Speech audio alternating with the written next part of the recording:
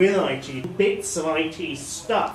What can you do with IT to enable to support that sort of transformed learning agenda? And anybody have any suggestions for those? You know, what IT innovations are going to have that effect on transforming learning? Mobile technology. Yes, the handhelds. Yeah. Distance tracking students. Sorry. Tracking students on the Yes, yes. You've got all of that data-rich environment and making better use of that data, as Ray was talking about. Students actually producing useful things and taking part in community projects rather than doing things theoretically for an exam that gets totally inaccurate. Students with real purpose to the task they're engaged in, yeah. Content and application standards. Yes, interoperability. Yeah. Creativity tools as opposed to maybe content. Yes, yes, actually doing things rather than just reading about them. Okay, again, the NACE community came out with a few ideas here. Interactive digital resources and resources for creativity, that is no longer just a case of playing the game, it's actually contributing to that. The learning platform stuff, of course, and linking that into the whole school organisation. Personal computers, home access, I think we'd add on the PDA to that sort of thing too. Again, integrating into the whole school environment, 24/7 reliability and service contracts. And there's also a commercial membership of, which I think we need to bear in mind here. And IT tools for actually teaching, and again, this emphasis on communication and collaboration. You should see by now how much of that picture Moodle or Moodle 2, by the time it's evolved into its next incarnation, would go to address.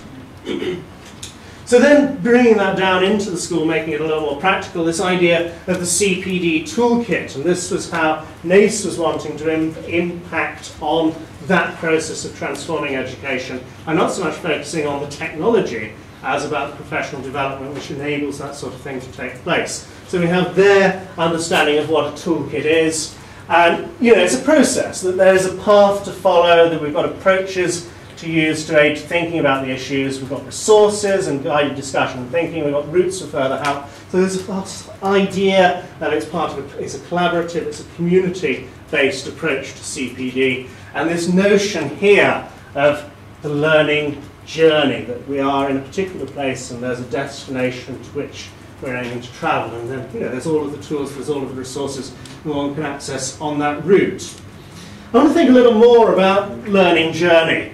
This was how they thought about journeys back in the 18th century. This is the journey from London out to Dover. And we head up the map as it's one strip, then another strip, then another strip. And this is very much a linear journey. You know, we start up at one point, we end up at another point. There are interesting things to do on the way, but nobody's actually thinking very much about, you know, going off route here. We're all quite clearly focused on getting to Dover. There is a destination in mind. Well, that's 18th century journeys for you. Maybe one could argue 18th century pedagogy as well. We've moved on from then, of course. How do we think about journeys now? Well, here's one I prepared earlier.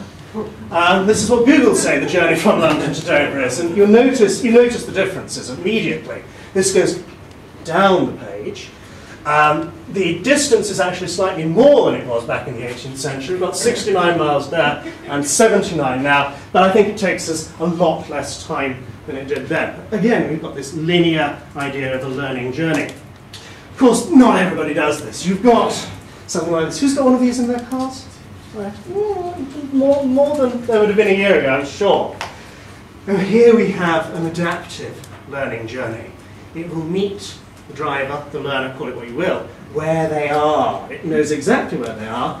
You can choose the destination, or you can go to the destination that somebody else has given you, and it will adapt to that journey as you travel along that route. You can go off and explore the byways, and it will say, sooner or later it will stop saying, perform a legal U-turn, and will recognise that your position has changed, that there's another route to get to that destination. So we have very personalised learning. It meets the learner, the driver, exactly where they are.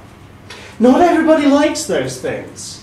And, you know, there is more to Kent than the road to Dover. It's not this notion of a single destination that learning journey implies is not entirely one which I think everybody would take on board. That actually, the learning landscape is far more interesting. And that, you know, some people actually want to go and, you know, settle down in Kent. And it's not so much the getting to Dover as the people you're travelling with and going off and exploring some of that local geography, some going off and exploring the places en route.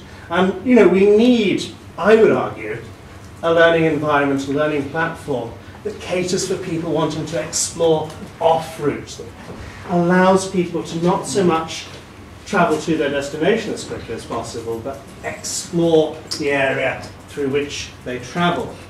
And of course, that's fine for us as teachers. You know, we're looking at the whole picture here. We can see the whole of that learning landscape. When you think about the learner, things are slightly different.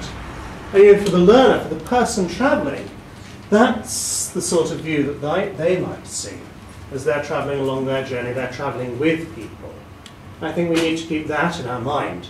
That it's not the big picture stuff that matters. It's actually thinking about where that learner is and what that learner's journey involves. So, anyhow, this idea of the CPD toolkit, the CPD landscape here, ties in very much with priority 4 of the E strategy, which is the one which we're not talking about yet. You know, lots of emphasis on the personal online learning space, or institutional learning platform as it tends to be being interpreted now. But you know, priority 4, which is all about this CPD stuff, is we'll sort that out later. You know, but the agenda there is very much one of transforming CPD as well as transforming learning. That it's no longer about going to courses, it's no longer about attending events, it's about being part of a community of practice.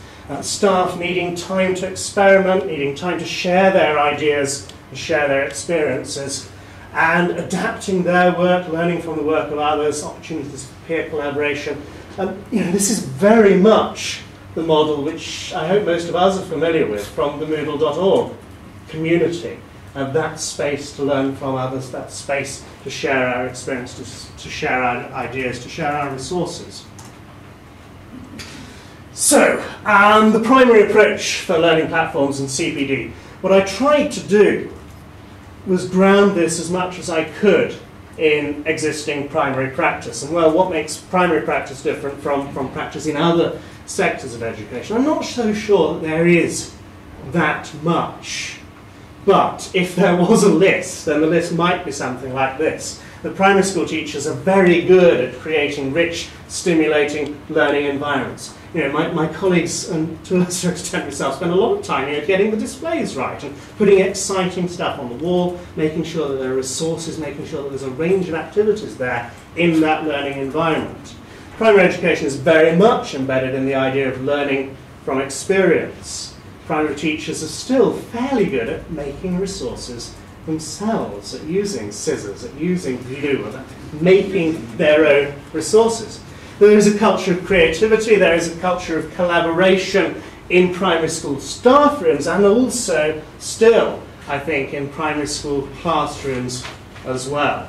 But social learning still is very much embedded in the primary approach. Things like the philosophy for children thing, circle time, which is not an unusual thing in primary education. Things like show and tell. It's all a social dimension to learning, which is always acknowledged. Informal independent learning has its place. You know, certainly down at the lower end of the primary spectrum, we make time for them to play.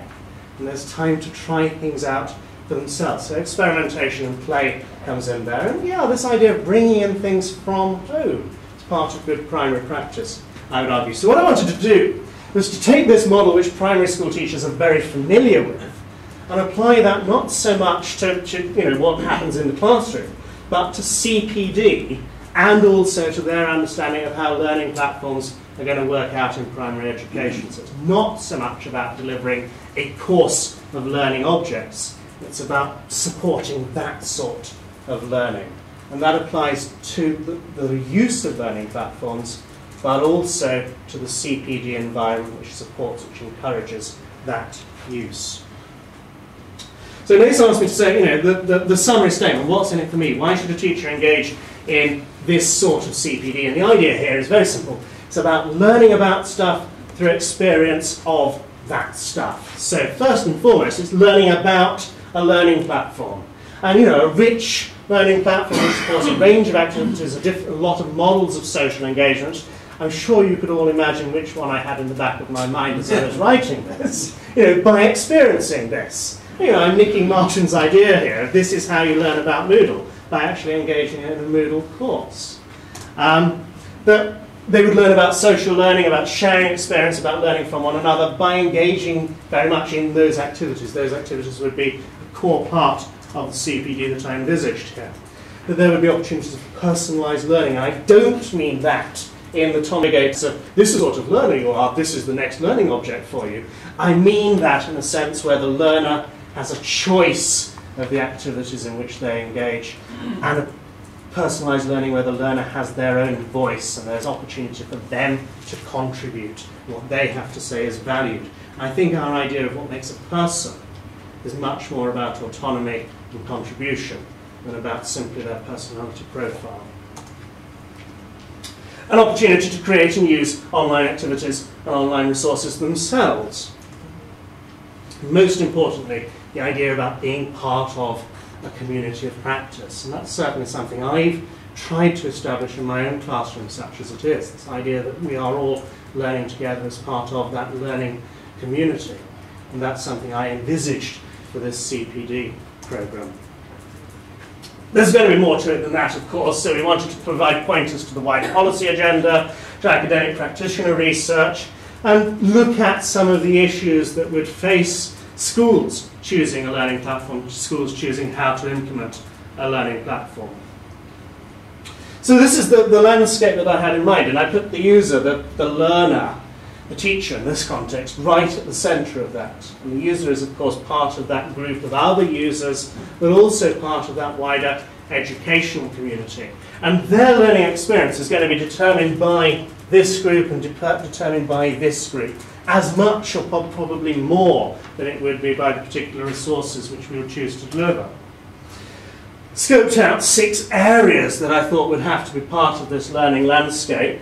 The policy, the research agenda, setting the school's own use of a learning platform of a virtual learning environment within that wider landscape, exploring some of the choices and issues facing the school, particularly the aspect of personalised learning, personalisation, which is very high up DFE's vector agenda for this technology, but also bringing in this social learning dimension, which, as I say, is still a big part of how we work in primary schools. I think is a big part of what true education is about. You learn from other people. You don't just learn from resources in some abstract sense. Bringing in some of the work which is done on attainment, and this is going to be an issue. We have got all of this data there, but proving the case that actually this technology does help, how we can use this technology better to make more of a difference, and space for reflection, that it's not just engaging with this, but it's also stepping back and thinking through this stuff. A range of sources on which we would draw, official, academic, professional documentation. I've got professional and twice there. One of those ought to say commercial, because there is going to be a lot of commercial content produced as well, so being able to draw on that within the toolkit is important. But most important was this informal source of information, that providing space for folks to talk about their own experiences, blogs, podcasts, video, case studies of the stuff that's going on in schools, so that there's all of that rich shared experience in there too.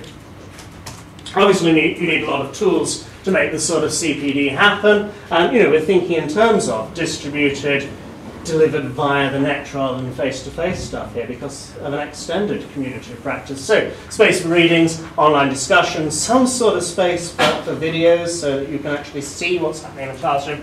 I love the idea of blogs, and having sort of started one of my own this year.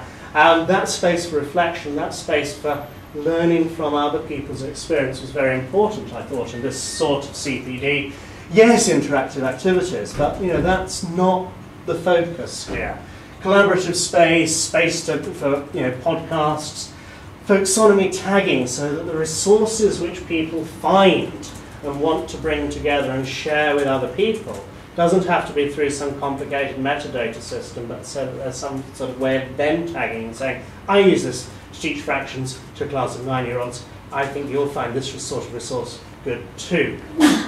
Opportunity to bring in RSS feeds from elsewhere and indeed export RSS feeds from there, and of course the sandbox space, the space where they can try things out for themselves. So, fairly unashamedly borrowing a lot of the Moodle.org ideas, but not so much focused on how to use one particular learning platform as how to think about using learning platforms generally to support learning in schools. And then we've got this idea of the guided tour through the landscape. So if you just want to know all that you really need to know, there are a list of resources that you ought to look at, a list of activities in which you ought to engage. The chance for the tailored route for somebody to come along and say, this is the sort of thing I'm wanting to do in my school, which aspects of this learning landscape are going to be most relevant to me. And then most importantly, this right to roam, the chance to explore the whole of the landscape oneself. In the time that's left, I want to just focus on those 5 areas of this and talk through some of the issues, some of the sort of stuff which one could do there. So firstly, the choices and issues stuff. And this idea of learning topology, and this really comes back to my learning journey, learning landscape idea. I think there are folk who think of learning, of curriculum, of courses in this sort of way. You do this, then you do this, and you do this. And by the end, you've arrived at Dover or you've learnt everything you need to know. And the way a Moodle course is presented looks like that. That this activity, then this activity, then this activity. It's not actually like that, as we all know. But the linear delivery there. Something like LAMS is very much like that. That you've got this wonderful graphical interface where you can drag all of these blocks into place. But essentially, one block follows the next block, follows the next block. It's sequencing activities in a very linear sense. Or do you go for some sort of branching process in your curriculum, in the way you think about your learning platform, in the way you deliver education? You find out, did somebody pass or fail the 11+? Or, sorry, are they an auditory or a visual learner? And you adapt the learning that they engage in to suit their particular profile as a learner. And you can do that to as much detail as you want, and you get the machine to do that for you very, very easily.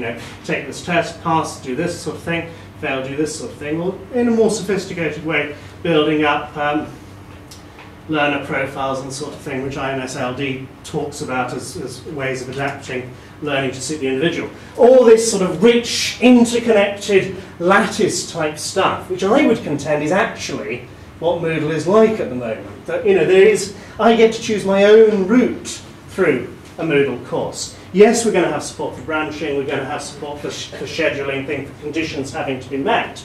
But pretty much in the present incarnation, we get to choose our way through the maze. And okay, there's a recommended route there, but there's also the opportunity to go off and explore. And that's something which we at school have really valued. And I'm speaking for my pupils here, when I say we. The chance that they can engage, the B group people can have a go at the A group activities, that all of that is there for them if they want. It's a very empowering thing for the learner. Or do we think about, the learner at the centre with a hub of activities radiating, as a hub, with lots of activities radiating off from them. And I think this is the sort of thing which personalised learning environments, PLEs, are looking towards with, yes, you've got your Moodle course, you've got your library resources, you've got lots and lots of stuff which is all centred around that learner. And the Elgg model, Elgg is an e-portfolio volume social networking, bit of open source software, which is very cool. Follows this idea of placing the learner at the centre and giving them a lot more autonomy about how they structure learning around themselves. So that's one of the choices. Lots of other choices.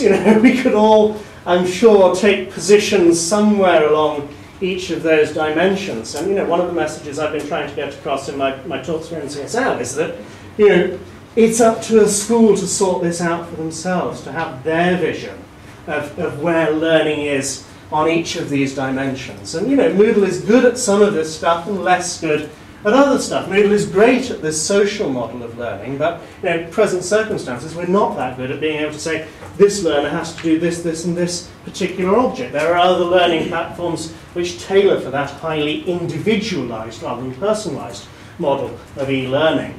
And where do you sit on those spectrums? Where should your schools sit on those spectrums? And where they sit determines, I would say, a lot towards the choice of learning platform for that school. So moving on to social learning, and you know all this stuff, but not everybody will. And I think it important that those who are engaging with learning platforms in schools, who are using learning platforms, have at least some knowledge of these issues, have thought through some of this stuff for themselves about, you know, do you see learning as you know, or education as something out there that you've just got to, you know, find out about, or do you see it as something which is constructed within that community? And you know, the distinction between the knowledge being constructed and actual artifacts being constructed is an important one. So I would build that into this CPD program, and you know, I think there's a need for folks to engage with these issues, and that's something which primary school teachers are very good at when they're doing the initial teacher training stuff. But I'm not sure how many of us actually step back and reflect on these things when we get out into schools and are dealing with lesson plans and schemes of work and marking and all that sort of stuff. It's important stuff. And you know, the Vygotsky stuff about, you know, you learn best when you're working alongside somebody who's just that little bit further along the route. And of course, that's something that applies to the CPD just as much as it would to the actual classroom practice. And again, you know, Wenger's ideas about community of practice, the legitimate peripheral participation, that you get started, you know, you're allowed to contribute, you're allowed to, you know, make some contribution to the discussion forum as your way in to that community of practice, that it's all right for the beginner to take part in those discussions. And this idea of joint enterprise, of people engaging together, that there's something you're working towards, and that there's that shared repertoire of skills, of vocabulary, of understanding of this stuff. And I think that applies to school staffs, or you know, good school staffs, but there's that wider agenda of thinking, how's that going to apply to all of the primary community engaged in learning platforms. And again, this idea of classroom as learning community, that you've got this as a model for class teaching, again, part of that CPD toolkit, but also part of the way we see that CPD being delivered. We have got discipline discourse in there, that there's a responsibility, a shared sense of knowledge, a shared sense of control. Moving on to the personalised learning stuff, looking at the school's white paper here, which to some extent set the agenda for a lot of this personalised learning, and it's not what they would have you believe. You know, yes, there is this dimension of tailoring the education to suit the ability of the child or the learner, but there's also this stuff about interests and extending learning in there. It's not just about, you know, highly differentiated schemes of work which meet the learner exactly where they are. It's about giving them opportunity to explore the learning that they're interested in too. FutureLab have done some brilliant stuff on personalised learning, and if you're getting engaged in this personalisation debate, you really should read their stuff. That they're thinking much more about personalisation as giving the learner those opportunities for choice, for voice, and you know, I'll give you a moment to read their quote on what appropriate learning environments ought to provide.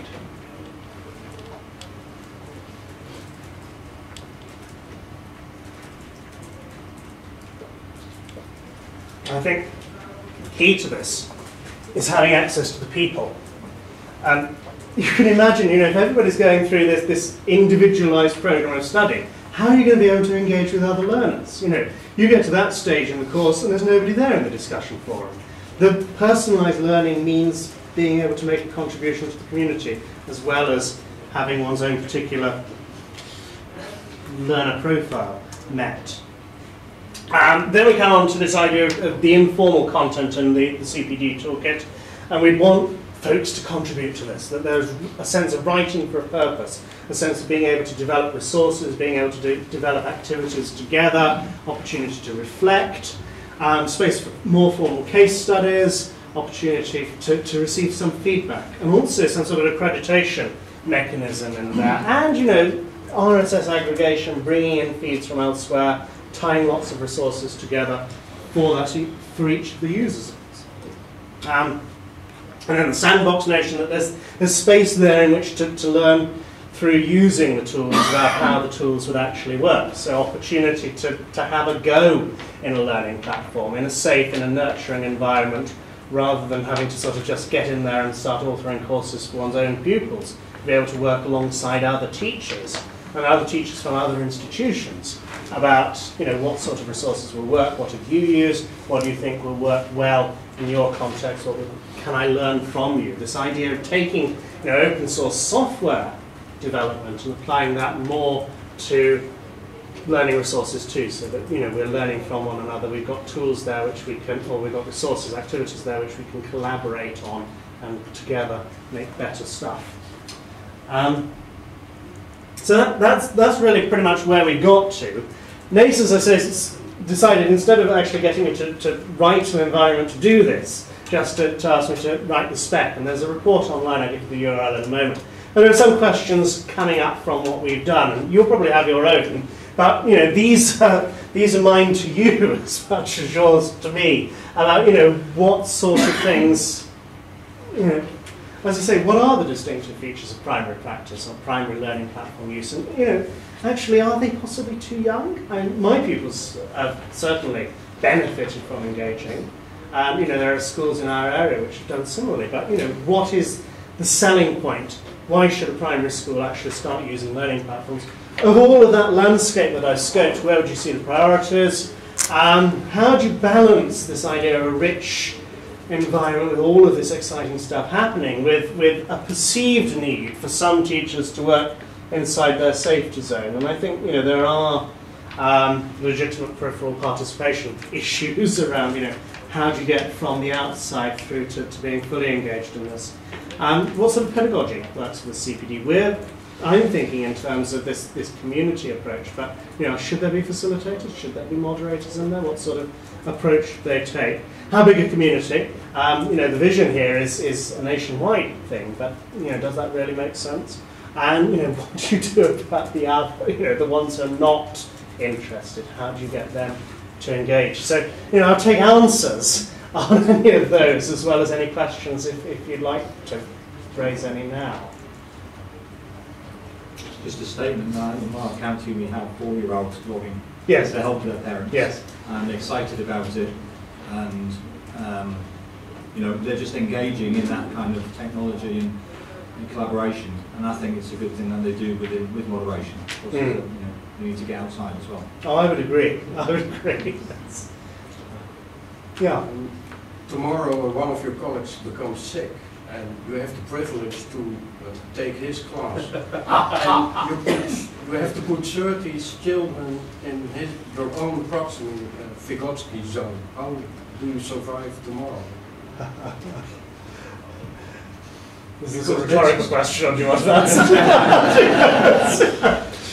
And there is this sense of there being the shared vocabulary, the shared understanding there, isn't there? That we have that common agenda that as a staff, as an education system, we have an idea about what we're doing, where we want them to go. I think it's completely fascinating this because in primary schools, the most important place to learn about learning platform, because that's the beginning of the learning life cycle. And speaking from my point of view, we've got over 1,000 school websites in the UK. We're now extending that with Moodle and getting positive feedback on that. Right. But I guess the scary thing for teachers is that almost the pupils are going to be better than the teachers at this. You've got these sort of young teenagers who've got iPods and MP3 players and mobile phones and stuff. And they're going to, I guess there's a big training issue around the whole deployment of Moodle or any learning platforms in primary school, in the sense that you're going to have kids overtaking teachers. I think teachers are quite scared of that, really. It comes back to this social learning thing, that it's no longer, or should no longer be about, here is a body of knowledge that I will deliver to you, or here is a set of learning objects that the machine will deliver to you. It's about learning from one another, it's about learning together. And, yes, the 30 pupils are going to be technically literate, and they are going to be able to help one another. And I think you're right, there is that challenge for the teacher of stepping back from this authority role to actually working alongside rather than above the class. Yeah. Just a reflection on that, I don't necessarily think there is a huge training over here. There might be, but I think having been to, I went to it was the TTA, a presentation that was showing the demographics of the teaching population. It was kind of heavily skewed to the right, and he had this vision of like, all of the teachers of a certain age, Yes. kind of shuffling off the end of the teaching scale, and they're kind of, you know, gracious, going to retire sort of way. But actually, my experience is, and I don't know what anyone else's, is that typically when you start dealing with NQTs now, you're dealing with people who are not completely alien to this. Yeah. And it's less about the how do I technically do something, because they're all pretty competent, but it's more about the how do I teach using this, and I think that's where ITT, teacher training comes in. That's where the issue is, I think. And I mean, it's worth emphasising that the NACE agenda here is not so much about how to use a particular learning platform as how to use learning platforms generally, about how to actually leverage the generic tools as a way of supporting, of transforming, as they say, learning.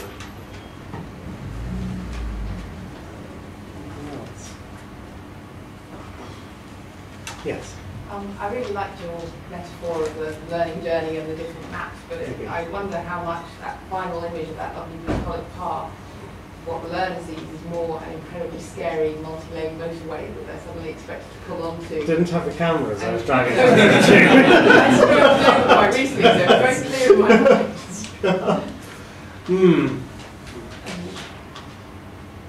And how much of that is to do with the way schools do things, that we actually say, this is the road you're going to travel, this is the curriculum that you've just started, this is how you're going to have to engage with education from now on.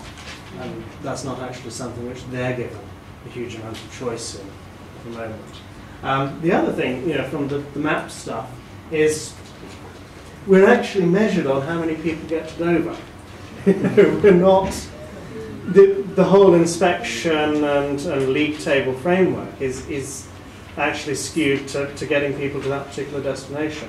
That the opportunity for schools, the opportunity for teachers to stop and explore some of the Kent countryside is not something which we're necessarily encouraged to do. And there's a feeling of being a little bit of a radical and a bit of a maverick if you say, actually, there are more things to do than just drive along the motorway. Yeah. Hi. Actually, the point isn't a trivial one. As someone who spent about an hour driving around Milton, Keynes, trying to find Hilton where I was supposed to stay the night, that is a terrifying prospect. And there is the role for us as teachers who know that landscape, who know Milton Keynes well, to say, this is the best route, or for you, these are the places you ought to visit. That it's not just about leaving the children, just outside the M25 and say, okay, get to Dover. There is a role still for the guide on the side of saying. Sorry to interrupt you, but there's a real pedagogical challenge here, which I think we're not really aware of, and that is how do we control the learning environment so that there are clear objectives and clear, but give the learner that freedom. Yes. In a sense, not provide them with a map, because now how do you achieve that? I think that's where the challenge is. It is a huge challenge, but it's an exciting one to engage in. Absolutely. And thinking about education, thinking about the whole teaching stuff in those terms, I think is a very empowering thing, rather than just absolutely. Let's all get on the coach together. I mean, it's to echo that. It's emergent behaviour. It's learning design. How do we put a lasso around it, if you want? How do you put a structure? How do you put a grid around a sort of contour, system? So it's quite a hard one. Yes. We have free schools in the Netherlands, and these schools who set complete freedom fail, and they spoil it for all the others. A student coming to school and he doesn't want to read for 6 years, it's allowed. That's very bad for all the other schools, so it brings you back in. Neither is that education, really. It's not, learning things. It's not being able to do things. But with your wheels and your matrix, you are suggesting complete freedom. Microsoft is that's certainly not the way I teach.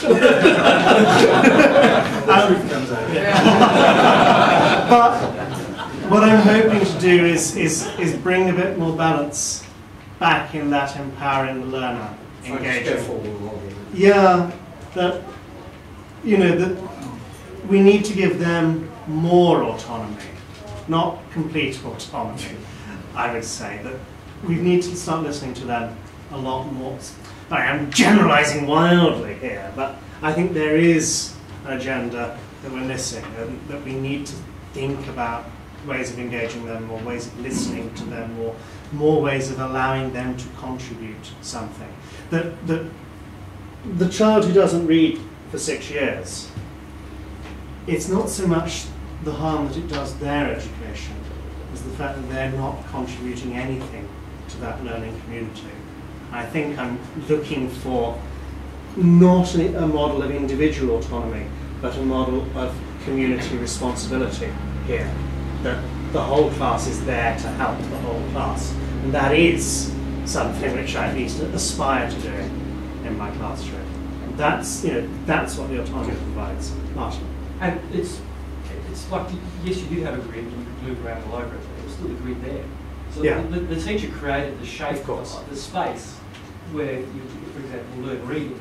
And so the whole community would then hopefully be helping that student to learn reading, because that's the purpose of that space. Non-binding study guide. Yes, okay, thank you. I'm conscious that we are going to need to move on. No? Maybe. I'll take these two, and I think I need to get out of the way to Steve. The balance between rich opportunity and safety zone, and I think it's one that changes as the learner goes through. And it's getting that balance right. And one doesn't want to scare them at the start. Yes, I know, that's right. Yeah. But the problem is, individual people are going to be ready at different times for more freedom as well. So one of our problems we have is our, year-based structure of, putting pupils in the same year group. And I think just in time assessment is something that might help to break that. Yes, I'm sure. Yeah. It just reminds me a little bit of email discussions where you mention one thing and suddenly the debate polarises to two extremes at either side. Most of these discussions are down to balance. Yeah. And good management is about getting the balances right. And because you say at the moment it's too tipped in the way of didacticism, say, doesn't mean that you then throw all of that away and just let them do whatever they like, completely laissez-faire. The thing is getting the balance between those two things. I think we've got to be careful, particularly on Usenet and mailing lists, because it has a very strong tendency to polarise debates and give people totally the wrong impression, basically. Thank you. And thank you all very much.